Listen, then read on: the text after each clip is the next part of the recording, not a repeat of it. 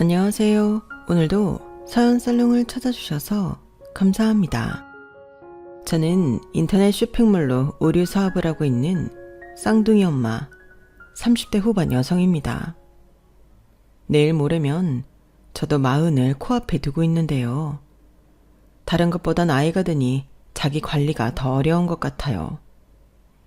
제 직업상 사진을 많이 찍어서 관리를 해야 하는데 여자란 젊든 나이가 있든 평생 다이어트가 영원한 숙제인 것 같아요. 게다가 결혼한 여자라면 임신과 출산으로 몸이 급격한 변화를 맞이하기에 다시 예전의 몸으로 돌아가려면 많은 노력을 해야 하잖아요. 그에 반면 남자들은 그런 것도 없는데 왜 이런 고생은 여자만 해야 하는 건지 모르겠어요. 저도 한때는 48kg에서 80kg 넘게 살이 쪘던 때가 있었는데 다시 예전의 몸으로 돌아가기까지 정말 어려웠어요.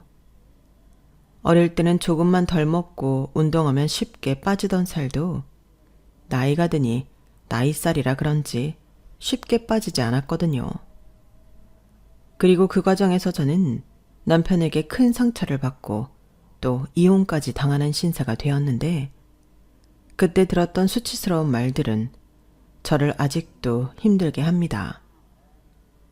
물론 연예인들처럼 출산을 했어도 금방 예전의 몸으로 돌아가는 여자들도 있지만 일반인이 그러기는 쉽지 않잖아요. 그런데 제 전 남편은 살찐 여자들을 게으르고 나태해서 그런 줄 알았고 제가 아무리 그게 아니라고 설명을 하려고 해도 소용이 없었죠. 아니, 애를 저 혼자 가진 것도 아닌데 남편은 어쩜 자기 일 아니라는 듯 상처를 주는 건지. 시간이 흐른 지금도 상처는 상처네요. 하지만 그 상처가 있었기에 또 지금의 제가 있다고 해도 과언은 아닌데 이럴 때는 상처 준 전 남편에게 고맙다고 해야 하는 건지 참 아이러니한데요. 그렇게 치욕스럽게 이혼을 당하고 이를 악물고 다시 태어나 인생 역전을 한 제 사연을 한 번쯤은 소개하고 싶어 사연을 보내게 되었어요. 인생이라는 게 어느 하나도 예측대로 되는 게 없더라고요. 그리고 알게 모르게 남편에게 상처받고 자존감 떨어진 여자들이 참 많다는 걸 알게 됐는데 그래서 제 사연을 듣고 조금이나마 그런 여성분들이 희망을 가졌으면 하는 바람입니다. 그럼 바로 이야기를 시작해 볼게요. 저는 제 입으로 말하기 좀 쑥스럽지만 저는 20대에 참 잘 나갔어요.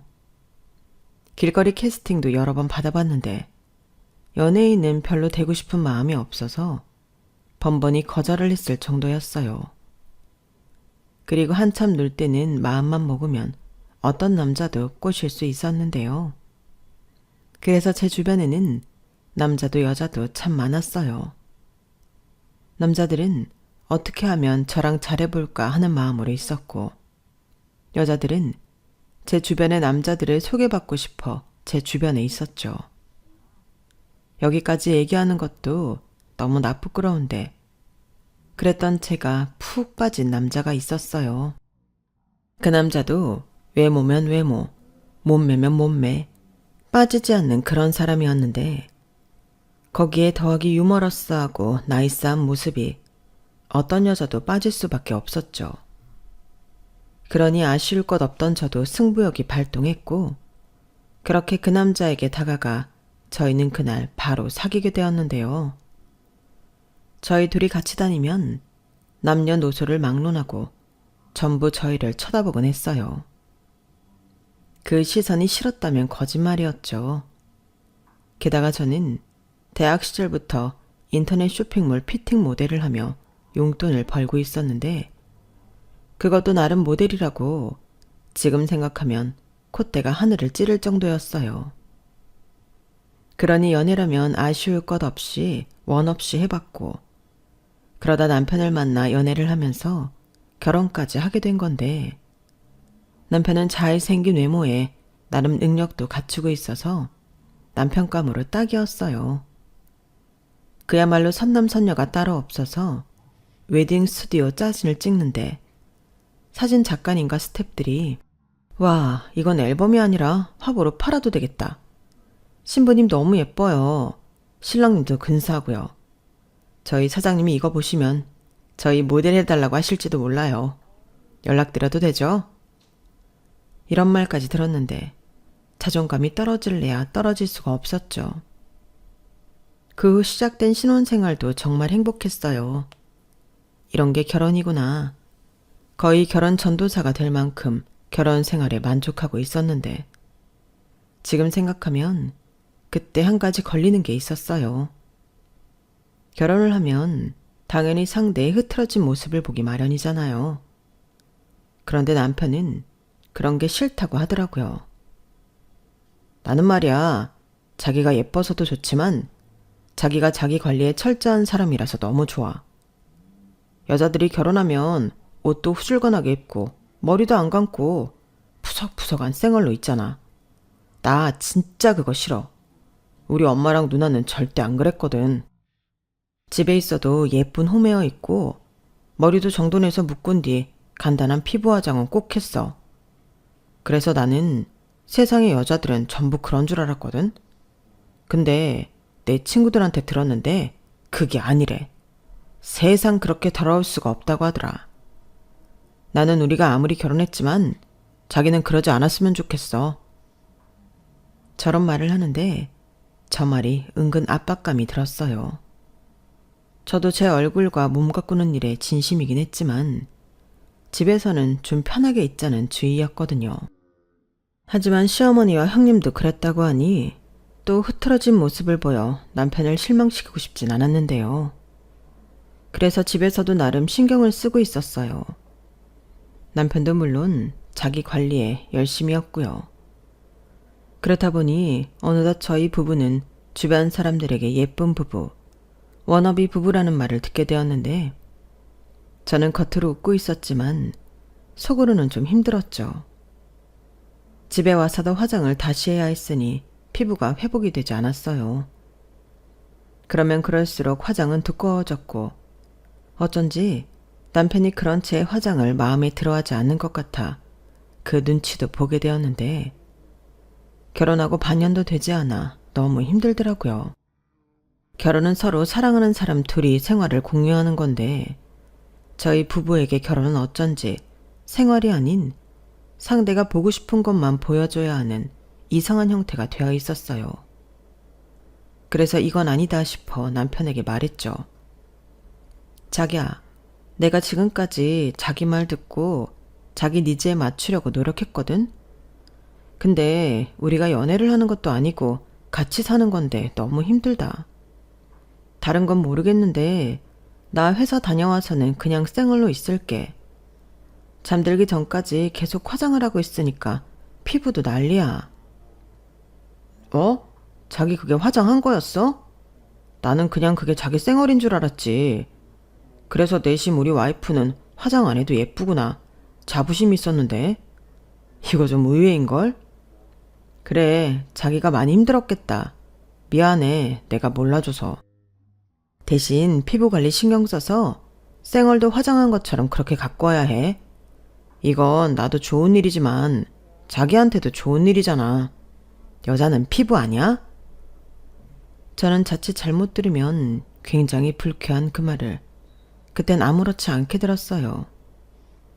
원래도 피부 관리에는 자신이 있었고 화장만 하지 않는다면 금방 예전 모공 하나 없는 도자기 피부로 돌아갈 자신이 있었는데 눈에 콩깍지가 단단히 씌었는지 저는 계속 남편에게 잘 보이고 싶었어요.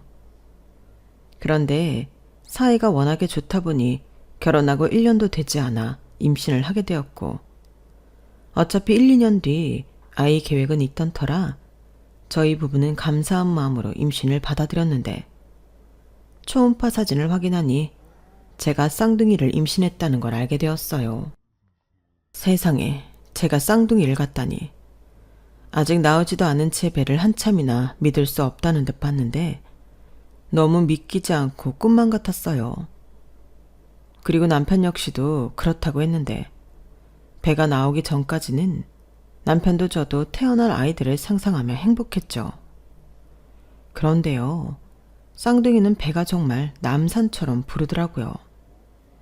게다가 저는 마른 체형에 피부도 약해 피부가 심하게 트고 난리도 아니었는데 남편이 처음엔 걱정하는가 싶더니 이내 제 배를 보고 징그럽다고 했어요.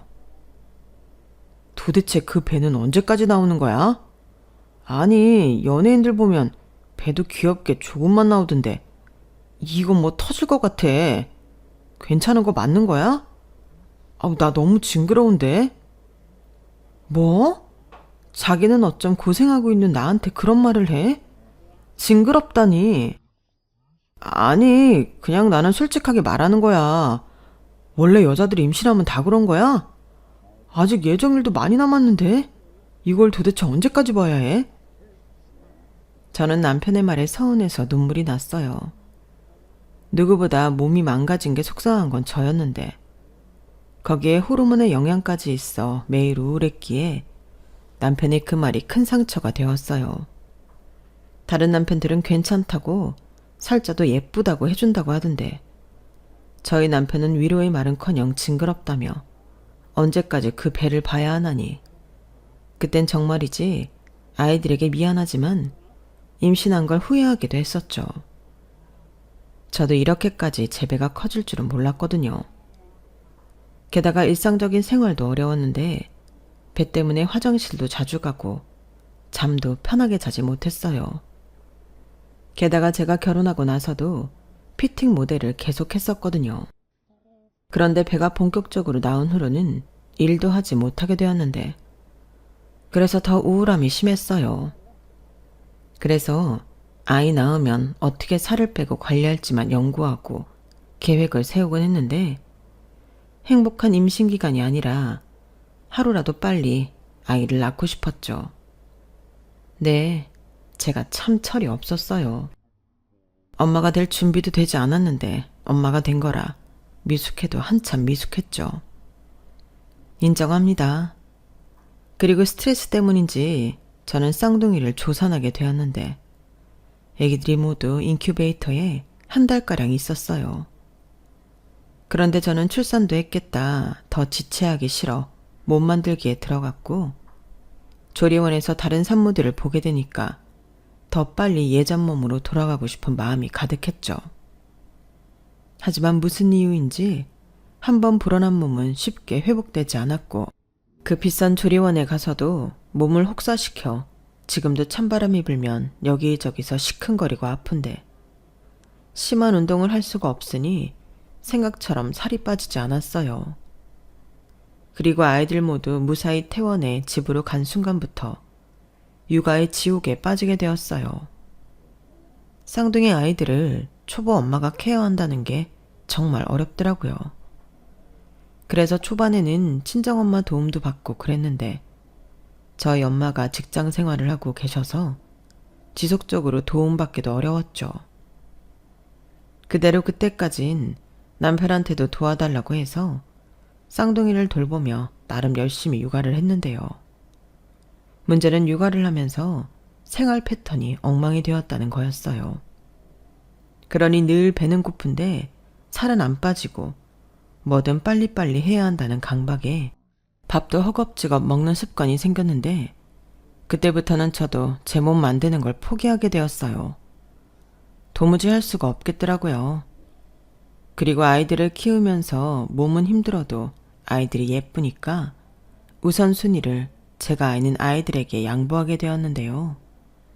그러다 보니 살은 점점 더 찌는 사태가 벌어졌어요. 끼니를 챙길 수 없을 때는 배달 음식을 주로 시켜 먹었는데 그것도 일종의 중독처럼 되었거든요. 거기에 쌍둥이를 키우며 외모 가꾸는 건 역시 포기하게 되더라고요. 그래도 언젠가는 다시 예전의 저로 돌아가겠다는 그 마음만은 늘 품고 있었는데요. 그래도 그때는 아이 둘 키우는 게 우선이었어요. 그래서 머리는 항상 위로 올려 묶었고 옷도 육아와 살림의 편한 옷만 입었는데 어느 날 거울 속에 비친 내 모습에 저도 깜짝 놀라게 되었죠. 생기라고는 하나도 없고 퍼질 대로 퍼진 웬 아줌마가 거울 속에 있더라고요. 그러니 남편은 저보다 더 했을 테고 그때부터는 본격적으로 저를 보는 눈빛이 달라졌는데요. 한 번은 회식 때문에 술을 잔뜩 먹고 들어오더니 남편이 저에게 돼지라고 했어요. 처음엔 제가 잘못 들은 줄 알았죠. 하지만 그건 잘못 들은 게 아니었어요. 뭐? 지금 뭐라고 했어? 나보고 돼지라고? 그래, 너는 거울도 안 보냐? 너 꼭 돼지 같아. 먹는 것도 돼지처럼 허겁지겁 먹잖아. 내가 진짜 너 그 모습 보고 입맛이 떨어져서 밥을 못 먹어. 봐, 나 살 빠졌잖아. 아니, 지금 그게 애 보느라 힘든 사람한테 할 소리야? 내가 시간이 있어 도와주는 사람이 있어. 나도 여건이 돼야 예전 몸으로 돌아가지. 애는 둘인데 나는 하나잖아. 그럼 애 봐주는 이모님을 구해줘. 그걸 왜 나한테 얘기해? 자기가 불러. 솔직히 그건 핑계고 편해서 그럴 생각 없는 거 아니야? 나는 다른 여자들은 몰라도 최세영, 너는 안 그럴 줄 알았다. 어떻게 사람이 변하냐? 애 좀 낳았다고? 사람이 변해? 이건 사기 결혼이야. 나 완전히 속았어. 남편은 취중 진담이라고 저런 헛소리를 아무렇지 않게 꼬부러진 혓바닥으로 잘도 나불거렸어요. 그리고 그날 저녁 저는 한숨도 자지 못했는데 코까지 신나게 골면서 자고 일어난 남편은 지가 무슨 짓을 한 줄도 모르고 있더라고요. 아니, 분명히 기억하고 있지만 모르는 척 했어요. 자기는 술김에 한 말이라 기억이 나지 않는다고 했는데 나중에 싸우다 보니 그게 아니라는 걸 알게 되었죠. 그러면서 점점 남편과는 사이는 멀어졌고 저는 수입이 없으니 남편에게 아쉬운 소리를 하며 자존감이 바닥으로 내리꽂혔는데 저도 제가 이렇게 살 줄은 몰랐었죠. 시어머님도 그러셨어요. 아무리 출산을 했어도 몸에 신경 좀 쓰라고. 자기 아들은 관리 안 하는 여자 싫어하니 제가 정신 차리지 않으면 자기 아들이 바람이 날 수도 있다는 말을 했는데 아무리 팔은 안으로 굽는다지만 어떻게 며느리한테 그런 소리를 할 수 있는지 어이가 없었어요. 아기를 하나만 낳아도 힘들다고 아우성인데 저는 둘이잖아요. 하지만 어느 누구도 그걸 배려하는 사람이 없었어요. 심지어 친정엄마도 너 계속 이렇게 살이 찌면 건강에도 안 좋아. 시간 날 때마다 가서 운동장이라도 좀 뛰고 그래. 너 원래 운동 좋아했잖아. 애 보는 건 많이 움직이긴 해도 운동이 안 되는 거야. 이런 말을 했는데 분명 저희 엄마는 좋은 마음에서 한 소리였지만 제 귀엔 좋게 들리지 않았어요. 가뜩이나 애들이랑 있으면 체력으로 한계를 느끼는데 운동까지 할 체력은 없었거든요. 하지만 남편은 다 핑계야. 솔직히 하기 싫잖아. 이렇게 말하며 제가 나태해서 그런 거라고 저를 멸시하기 시작했고 언제부터인가 밥도 늘 밖에서 먹고 들어오는데 그게 서운하더라고요. 집에서 애 보는 사람이 밥은 챙겨 먹었는지 관심도 갖지 않고 지만 쏙 저녁을 먹고 들어오니 그게 꼴보기 싫었어요. 그리고 아침이면 출근 준비를 하는 건지 데이트 나갈 준비를 하는 건지 휘파람까지 불며 자기 치장을 하는 남편 모습이 수상해 보이기 시작했는데요. 아니 땡굴뚝에 연기 안 난다고 우연히 남편의 핸드폰에서 남편의 외도 사실을 알게 되었죠. 남편이 늘 핸드폰을 끼고 살았는데 그때는 급했는지 핸드폰을 두고 화장실로 갔거든요. 그리고 그전부터 낌새가 있어서 제가 예의주시하고 있긴 했어요. 어느 날 보니까 남편의 핸드폰에 없던 비밀번호가 설정되어 있었거든요. 누가 그랬어요. 배우자 핸드폰에 비밀번호가 생기면 의심해봐야 한다고요. 그리고 그때 운 좋게도 남편이 핸드폰을 하다가 화장실로 간 거라 비밀번호가 풀려 있었는데 마침 그 여자한테서 연신 카톡이 날아오고 있었죠. 그래서 아주 손쉽게 둘의 대화를 보게 되었는데 아주 둘이 꼴값을 떨고 있더군요. 특히 그 여자는 남편이 유부남이라는 사실을 알고 있었는데 둘이 그렇게 제 흉을 거기서 보고 있었어요. 그걸 보는데 어찌나 온몸이 바들바들 떨리는지. 그건 당하지 않고는 알 수 없는 분노일 거예요. 그리고 저는 증거가 날아갈까 재빨리 그 대화창을 제 핸드폰으로 찍어놨는데 그때였어요. 살 것 같다는 얼굴을 하고 화장실에서 나온 남편에게 이게 뭐냐고, 너 바람 피우냐고 핸드폰을 코앞까지 내밀며 바로 추궁했죠. 그러자 남편은 놀라지도 않고 피식 웃으며 이제 알았냐고 적반하장으로 나왔는데 그때는 소름이 온몸에 퍼졌어요. 죄를 짓고 너무나도 당당한 사람을 보니까 오히려 제가 이상한 사람이 되는 것 같더라고요. 뭐야? 이제 알았냐니? 자기는 어떻게 사람이 그렇게 뻔뻔해? 내가 뻔뻔해? 그런 소리 하기 전에 네 몸을 봐. 이게 사람 몸뚱이야? 돼지잖아.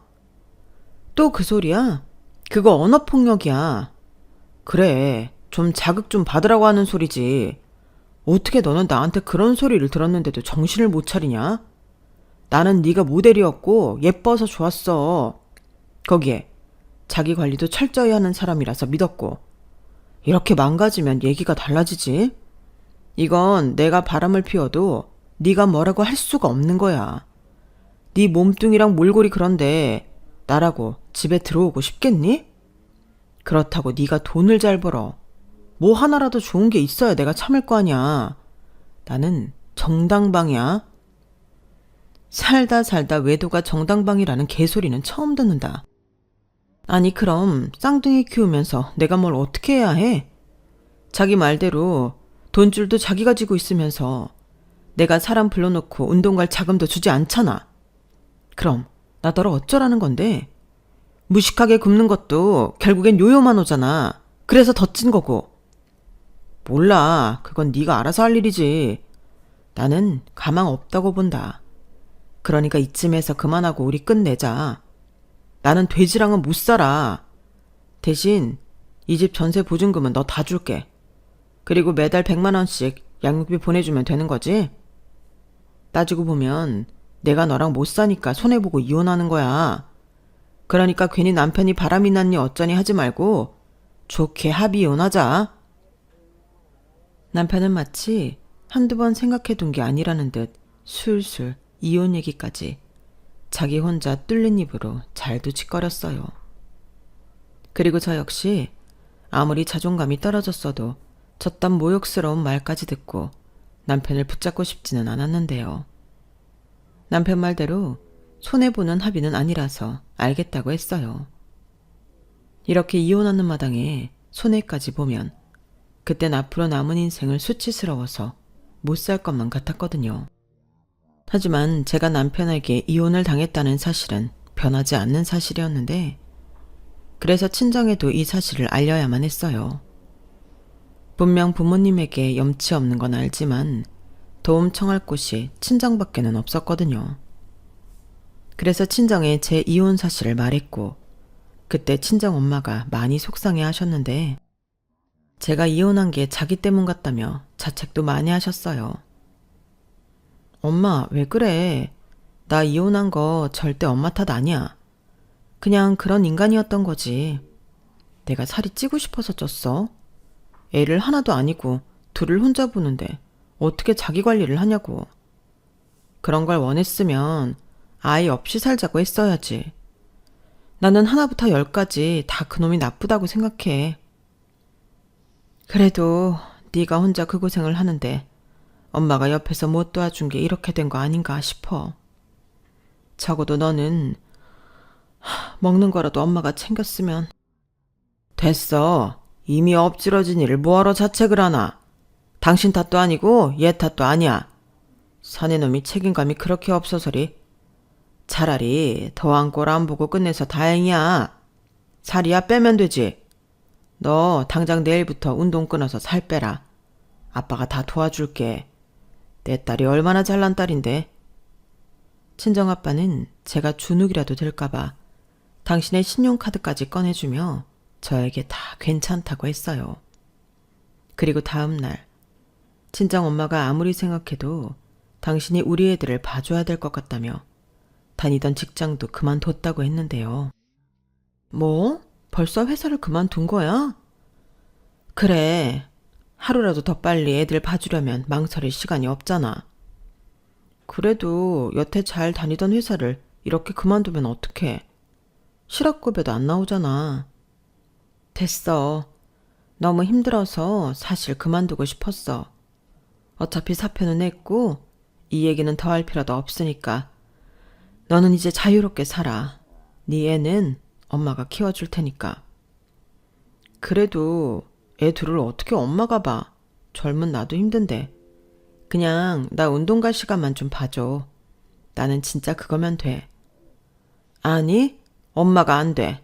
너 마음 독하게 먹어. 살도 빼고 너 하고 싶은 일도 찾아서 해.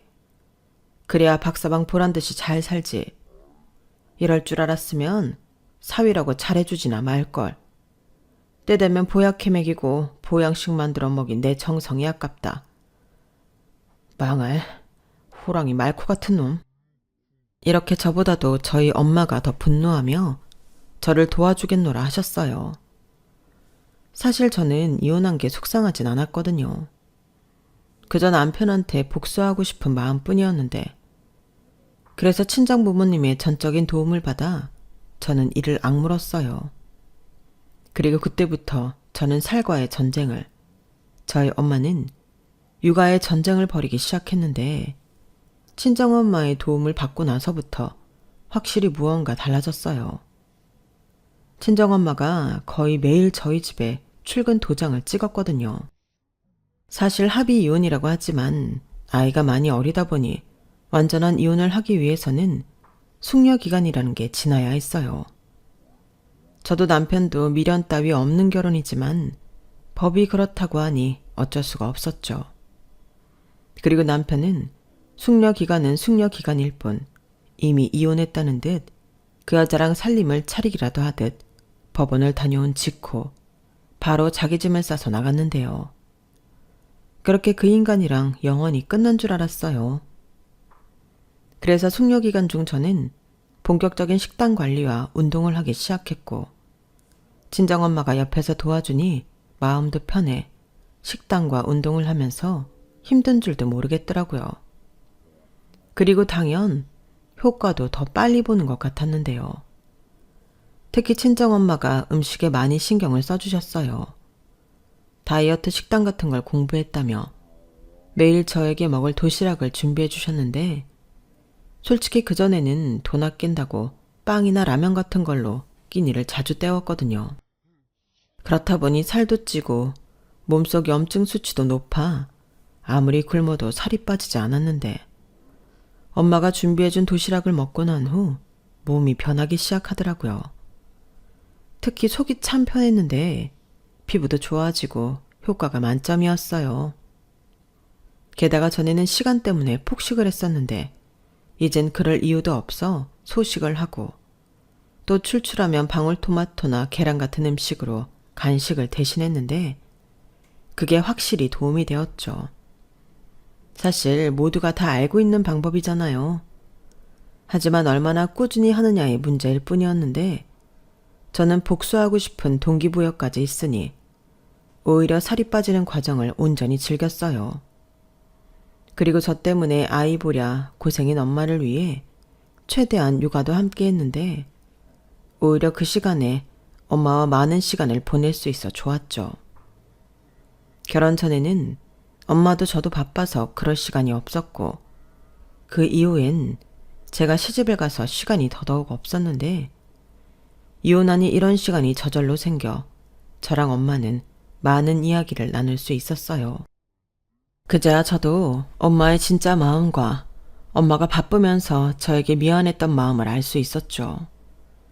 그리고 저도 엄마도 시간과 정성을 들였기에 쌍둥이는 잘 컸고 저도 살이 많이 빠졌는데 그러는 사이 숙려기간이 끝나 저와 남편은 법원에 가야 했죠. 그때 3개월 만에 남편을 만났어요. 그러자 남편은 제가 살이 많이 빠져 깜짝 놀란 얼굴이었는데, 하지만 이내 저를 비웃듯 센 척을 하며 이런 말을 하더라고요. 살 많이 뺐네? 왜? 이혼당하니까 충격이 오긴 했어? 그래도 완전히 예전처럼은 못 뺐네. 역시 옛날은 옛날일 뿐. 어렵지? 그래, 내가 봐도 딱 그럴 것 같더라. 그러게, 망가졌다가 다시 복구하는 게 얼마나 힘든 일인데.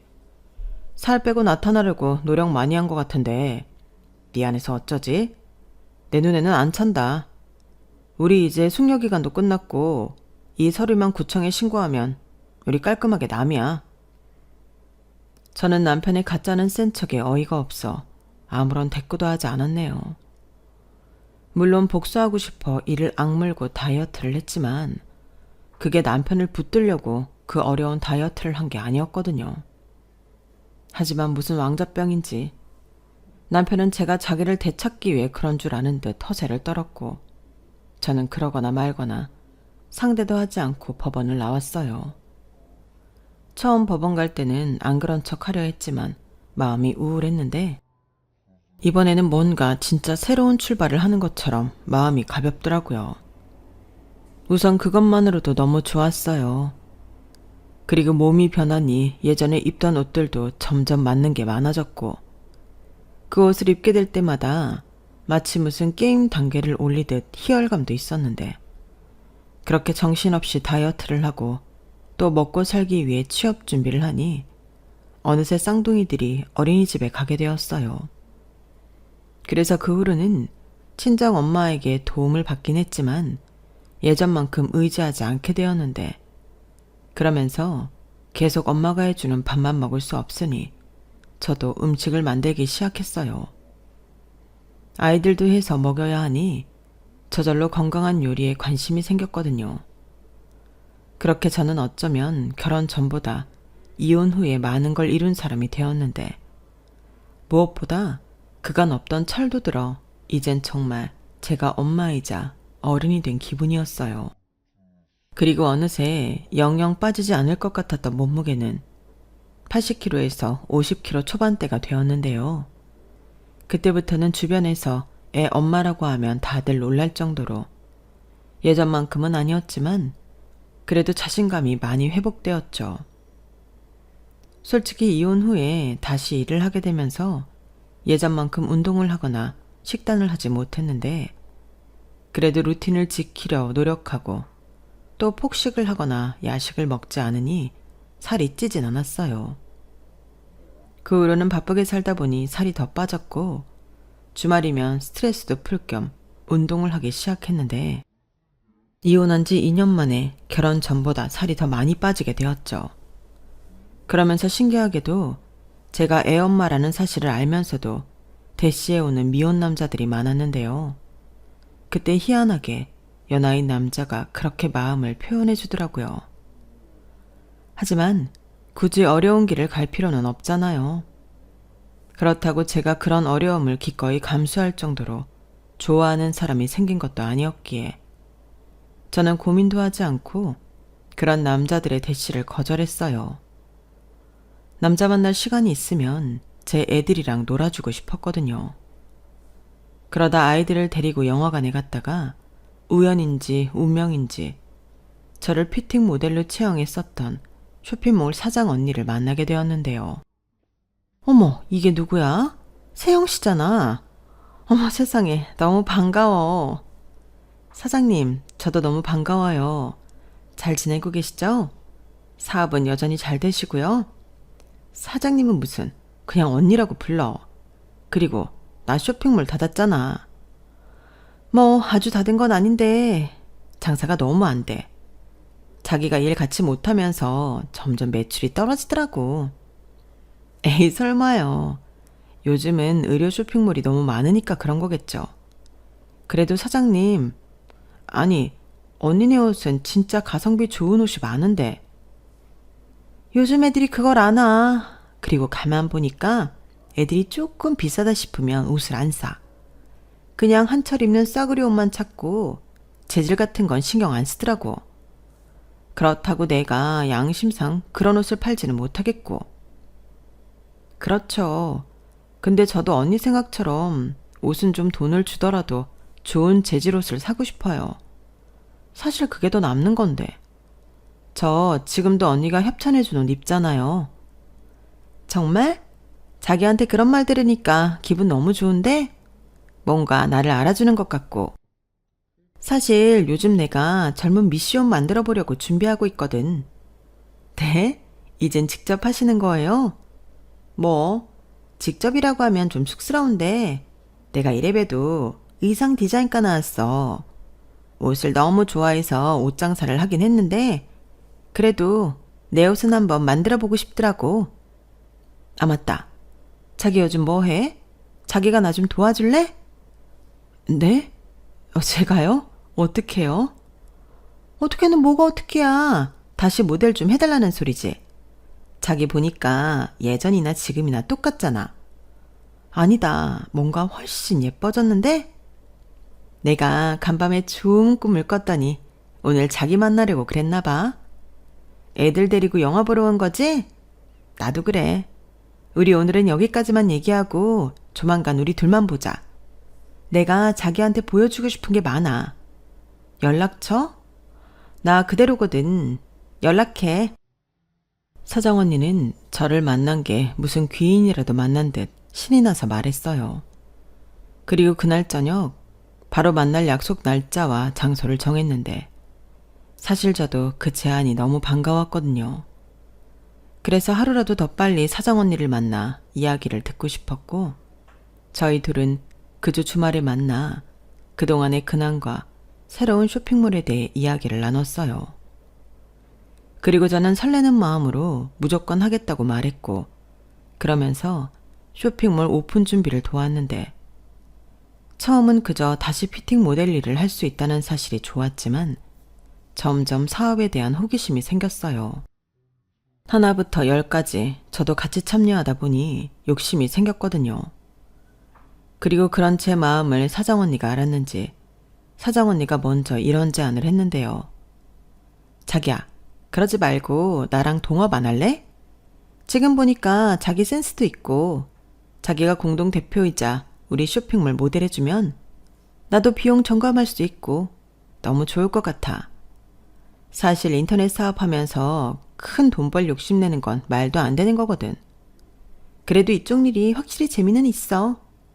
재밌는 일 하면서 먹고 사는데 지장 없으면 좋은 거 아닌가? 내가 뭐 자기한테 대박 날 수 있으니까 같이 하자는 말은 못 하겠는데. 어때? 생각 좀 해봐. 그렇다고 내가 투자금 달라는 소리는 하지 않을 테니까. 정말요? 아니, 그럼 언니가 너무 손해 아니에요? 손해는 무슨 일종의 투자지. 서로 윈윈하자고. 나는 자금을 대고 자기는 모델을 하고 그렇게 해서 우리 쇼핑몰 잘 되면 서로 좋은 거잖아. 자기가 가만 보면 옷태가 진짜 좋아. 내가 만든 옷 자기한테 빨리 입히고 싶어.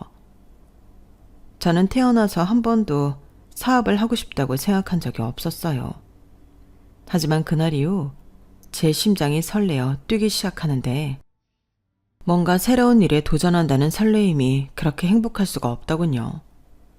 그리고 저는 신기할 정도로 앉으나 서나 그리고 씻을 때도 밖에서 이동할 때도 온통 사업 생각밖에는 하지 않게 되었는데 그렇게 쇼핑몰 오픈 준비에 혈안이 되어 바쁘게 살다 보니 다른 건 하나도 안중에 없었어요. 그렇게 그쪽 일에 열정을 쏟기 시작한 저는 6개월 남짓 사장 언니와 공을 들여 드디어 우리들의 회사를 탄생시켰는데 그때 그 황홀함이란 말로 아니 글로 표현할 수가 없을 정도였죠. 게다가 처음 가져보는 대표 명함은 보고만 있어도 뿌듯했는데요. 언니가 디자인하고 만든 옷들은 전부 뭐 하나 예쁘지 않은 옷이 없었어요.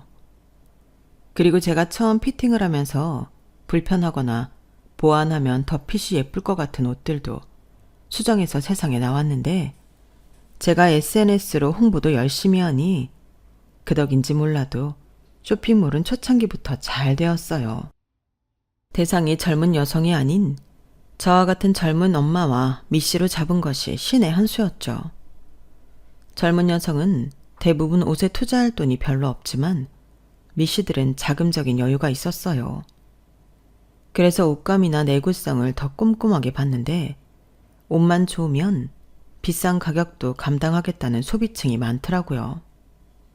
그래서 예전에는 10,000원짜리 100장을 팔던 걸 지금은 50,000원짜리 50장을 팔면서 훨씬 더 많은 이득을 취했는데 옷이 좋으니 단골이 되겠다는 사람들도 많았어요.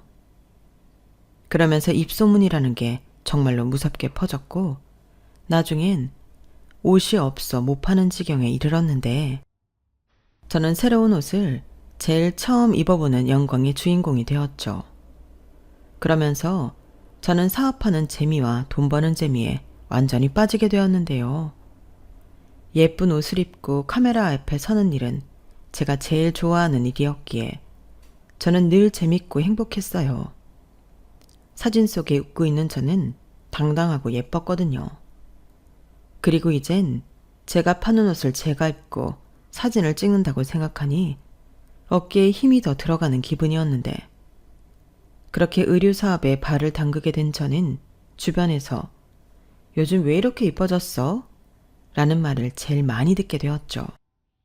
그러다 무슨 악연인지 이젠 전 남편이 된 그놈의 새로운 여친이 저희 쇼핑몰 옷을 좋아하게 되었고 그걸 그놈이 사주겠다고 홈페이지를 보다가 완전히 달라진 제 모습을 보게 되었다는데 어이없게 저한테 연락을 했더라고요. 저는 받기 싫었지만 무슨 헛소리를 할지 궁금해 받았어요. 그러자 무조건 자기를 만나달라고 그 인간이 조르다시피 했는데 매달 계좌로 잘만 들어오던 양육비를 이번에는 만나서 주겠다는 헛소리까지 하더라고요. 그래서 알겠다고 대신 내가 많이 바쁘니까 회사 앞까지 오라고 했는데 남편이 알겠다며 신이 나서 저를 찾아왔어요. 그것도 큰 꽃다발까지 챙겨왔는데 정말 싫더라고요. 그게 이혼하고 거진 3년 만에 남편 놈과 재회하는 거였는데 전혀 반갑지 않았어요. 당연하죠. 제 가슴에 비수를 꽂은 놈인데 그 면상이 반가울 리가 있겠어요? 하지만 그놈은 저를 보고도 믿기지 않는다는 듯 자기 눈을 비비고 얼굴이 해버울쭉해졌는데 그러고는 굉장히 젠틀한 모습으로 제 의자까지 손수 빼주려 하더군요. 저는 됐다고 그 의자를 잽싸게 뺏어서 앉았어요. 사실 이런 날이 오길 항상 바랬거든요. 날씬해지고 예뻐진 저를 보고 그놈이 후회하길 바라는 마음이 있어 그날도 저희 회사에서 가장 비싸고 예쁜 옷을 입고 나갔는데 그놈은 저랑 이혼하고 세월의 여파를 피하지 못했는지 외모가 예전 같지 않았어요. 그냥 관리 잘한 아저씨 같더라고요. 하지만 이미 젊은 남자들에게 대시를 받던 제 눈에는 차지 않았고 저는 일부러 더 쌀쌀맞게 굴며 용건을 말하라고 쏘아붙였죠. 그러자 그놈은 어떻게 그렇게 살이 빠지고 예뻐졌냐며 사실 자기도 저랑 이혼하고 힘들었다며 말 같지도 않은 소리를 짓거렸는데 그러면서 한다는 말이 자기 마음은 예전이랑 똑같으니 다시 재결합을 하자고 하더군요. 아주 미친놈이 따로 없었어요.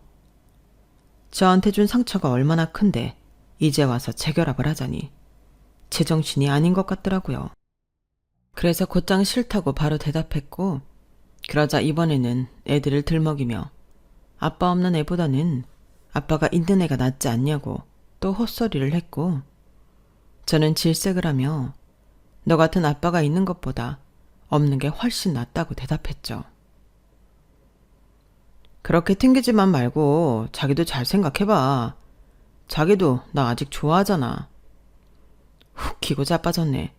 누가 그래? 내가 아직도 너 좋아한다고. 네가 나한테 어떻게 했는지 벌써 잊었어? 그래. 내가 그 일은 100번 아니 1000번 사과할게. 근데 지금 자기 모습을 봐봐. 결국엔 내 덕에 이렇게 다시 예뻐진 거 아니야? 그래. 그건 어쩌면 틀린 말은 아니네. 근데 내가 그동안 어떤 마음이었는지는 안 궁금하니? 나는 네가 나한테 준 상처 한 번도 잊은 적 없어. 그리고 너 아니었어도 나는 관리했을 거야. 애들 보느라 그럴 여유가 없었을 뿐이라고. 그런데 쌍둥이 낳고 너는 뭐 육아라도 참여하긴 했니? 저 혼자 꾸미고 나가서 여자 만나고 다닌 주제에. 됐어. 내가 죽었다 깨어나도 너 같은 놈하고는 친구도 안 해. 자기야, 지난 일은 내가 진짜 잘못했어. 나도 어려서 그런 거야. 그리고 지금은 나이도 들었고. 이젠 안다니까. 우리 좋았던 시간도 많았잖아. 좋았던 시간 좋아하네. 오히려 그 시간 때문에 내가 힘들었지. 그리고 내가 얼마나 노력해서 지금의 모습이 됐는데 너처럼 나이 많은 아저씨를 만나겠니? 나 좋다는 연하남 많아. 그 중에서도 성에 안 차서 아무도 안 만나고 있는 거야. 그런데 그런 내가 너 같은 아저씨를 왜 만나니? 너는 거울도 안 봐? 네가 나랑 어울린다고 생각하는 거야? 기가 막혀 정말. 자기야, 자기 같은 소리 하네. 내가 왜 네 자기니? 됐고 양육비나 내놔. 왜 갑자기 얼굴을 보고 준다는 거야? 이젠 그것도 안 주려고 그러는 거니? 그럴 리가. 나는 오랜만에 우리 자기 한번 보고 싶어서. 지랄하네. 돼지랑은 못 살겠다고 이혼 서류 던질 때는 언제고. 내가 왜 보고 싶어? 됐고 양육비 가져왔으면 주고 아니면 오늘 중으로 계좌로 붙여. 그리고 괜히 애들 양육비 가지고 또 장난질 쳐봐. 그때는 나도 법으로 할 테니까 그런 줄 알고. 저는 남편에게 똑같은 말로 복수하니 기분이 날아갈 듯 좋았어요. 그러자 이놈은 자존심도 없는지 나중엔 바닥에 무릎까지 꿇며 저에게 다시 합치자고 매달리기 시작했는데 자기는 저 없이 못 산다고 꿈에라도 나올까 무서운 소리까지 하더라고요. 그래서 저놈 뒤통수라도 세게 후려치고 싶었는데 그때였어요. 저보다 먼저 누군가 선수를 쳤는데 어떤 젊은 여자가 제 대신 그놈의 뒤통수를 갈겼어요. 그리고는 무슨 빚쟁이 빚받으러 온 사람처럼 남편에게 삿대질까지 하기 시작했는데요. 야, 너 지금 여기서 뭐하니? 전화기도 꺼져 있더라. 네가 그러면 내가 못 찾을 줄 알았어? 어디서 바람을 피워? 뭐야, 너야? 어디서 남의 남자를 꼬셔? 어? 당신은 어디서 많이 봤는데? 그 옷도. 맞다. 모델? 모델은 맞는데요. 이 남자 꼬실 마음은 없어요. 그리고 다시는 만나고 싶은 마음도 없는데 제발 좀 데려가실래요? 네? 아니, 오빠 너 왜 그러냐? 이제 막 아무한테나 들이대고 그러는 거야? 아무나 아니야. 내 와이프라고. 야, 너 여기 잘 왔다. 우리 이제 끝내자. 나는 예쁘긴 한데 성격이 너무 더러워. 그러니 내가 핸드폰도 꺼놨지. 뭐래? 언제는 나 예쁘다고 카드까지 줘놓고. 아, 그거였네. 오빠 너 이 여자한테 갈아타려고 나한테 카드 뺏어갔니? 웃기고 있어. 내가 오빠를 놔줄 것 같아? 옷 사준다고 했으면 결제나 할 것이지. 왜 여기로 오는데? 참, 혼자 보기 아까운 광경이었어요. 할 수만 있다면 동영상으로 찍어서 우울할 때마다 꺼내보고 싶었는데 그러지 못한 것이 지금도 후회스러울 지경이었죠. 그리고 저는 사랑 싸움에 방해가 될까 서둘러 그 자리에서 일어났고 그놈에게 급여 압류하기 전에 문자로 양육비나 계좌로 보내라고 했어요. 그게 진짜 그놈과 마지막이었죠. 제가 연락처를 바꿔버렸거든요.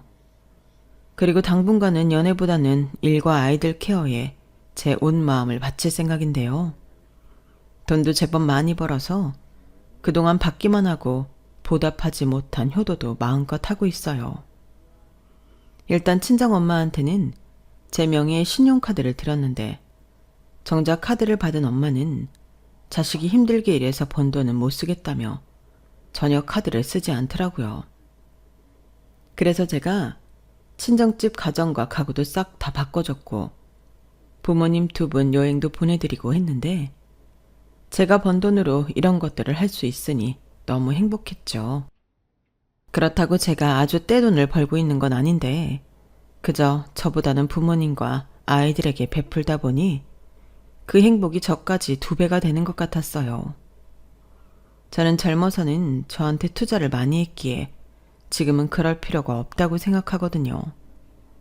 그래서 이젠 돈을 벌면 제가 아닌 제가 사랑하는 사람들에게 베풀며 살 생각인데, 그리고 아울러 저는 다시는 저를 잃지 않도록 노력하며 살 생각이에요.